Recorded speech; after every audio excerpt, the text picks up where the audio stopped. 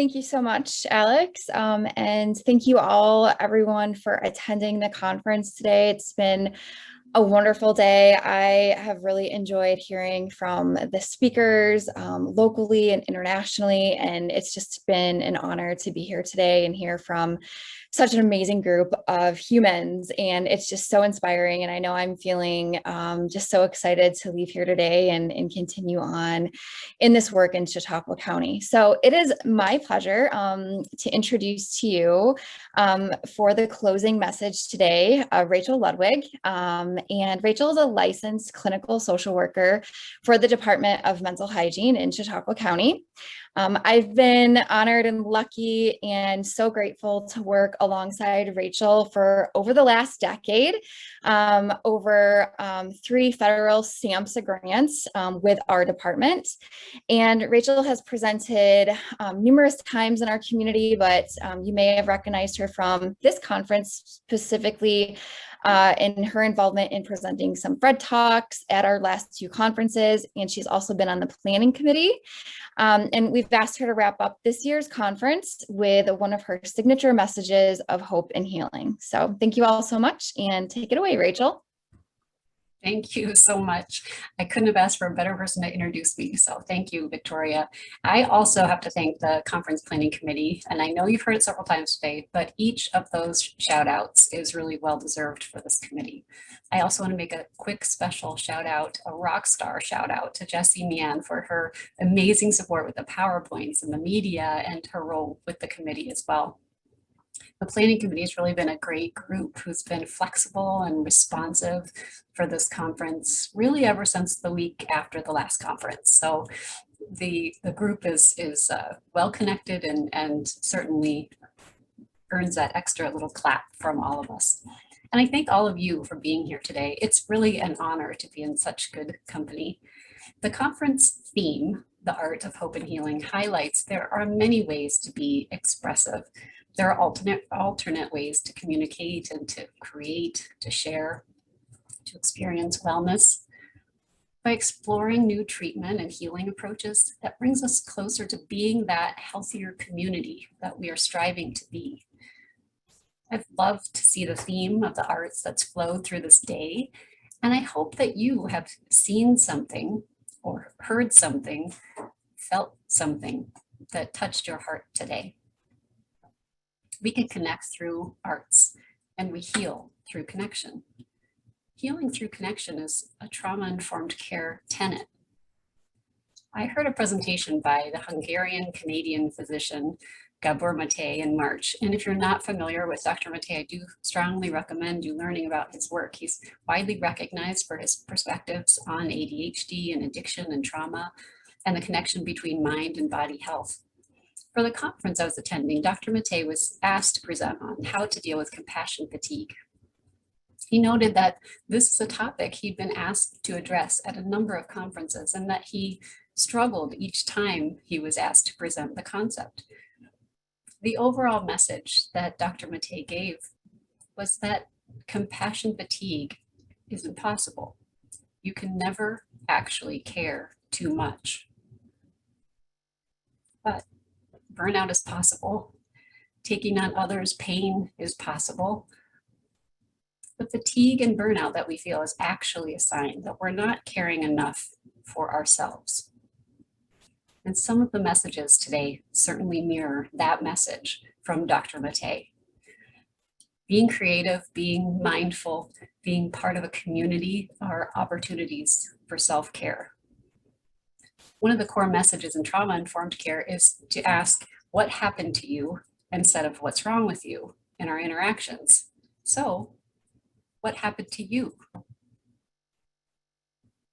This has been a year where all of us have experienced a global pandemic. This happened to all of us. Our experiences and our responses differ, but I encourage the recognition of the connection that we all experienced this. This happened to all of us. And after this day of hope and healing, even if you weren't part of every session, we have another shared experience. This day has happened. It's happened to us, a shared experience. So feel those sparks, those inspired messages and the images that have popped for you throughout the day. Maybe it's the literal sparks in CJ's artistic photography, or Jay's music, or Kelly's Moonbelly poem, or all that inspiration packed in the Fred Talks. What happened to you? This non-assuming, non-blaming approach leads the conversation with openness and genuineness, free of blame and shame. And after this day of hopeful and healing dialogue, I'd like to offer you a new question to lead your conversations with friends, with family, with clients, with peers. And the closing summary remark is really just this: what matters to you? What matters to you is an international person-centered care movement inspired by the concept of shared decision-making. Excuse me, Michael Berry and Susan Edgman Levitin guide us in this person-centered approach to ask, listen, and do, to understand what's the most important at the time of our conversation, be it at a point of crisis or concern, or at a time of reverence or growth. This approach also inspires us to find joy in work and in life by being considerate of what truly matters to us. Take a moment now. We had the opportunity to hear about topics and people, places, skills that matter today. What spark did you feel? If you can, narrow your focus to what matters to you, to what you heard today that touched your heart and sparked a hope bubble. And please don't lose that spark. Don't lose that note to self to learn more about what you heard and felt and thought. Don't lose that urge to connect to a person or a program or a place that you heard about. In my role within the department and in my soul as a human, something that matters to me is hope. Without hope, there is no healing. The world we experience and the environments that we exist within are varied and unique to each of us. Hope, love, triumph, fear, loss, despair. What breaks through the noise of our surroundings? What do you carry with you day to day?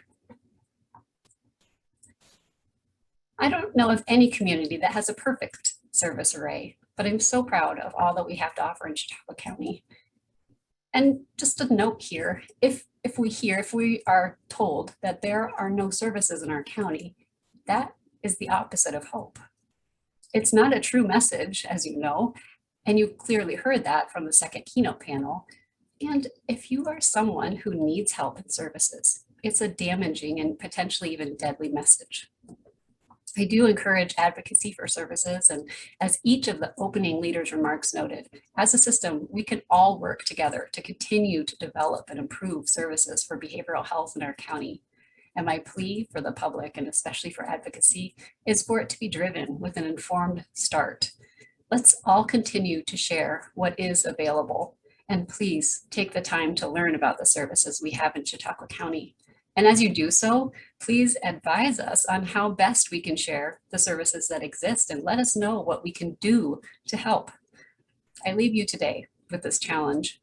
If you feel behavioral health matters, be an actively caring person. Care for yourself, care for others, learn about services in our community. Do what you can to build hope. Make hope come to life, to your life and to others. You wouldn't be here today without hope. So my final question is, of course, what matters to you? And with this in mind, and to productively close and guide the conference forward, please complete the evaluation. I believe it's in the chat box. Stay hopeful and healthy and safe.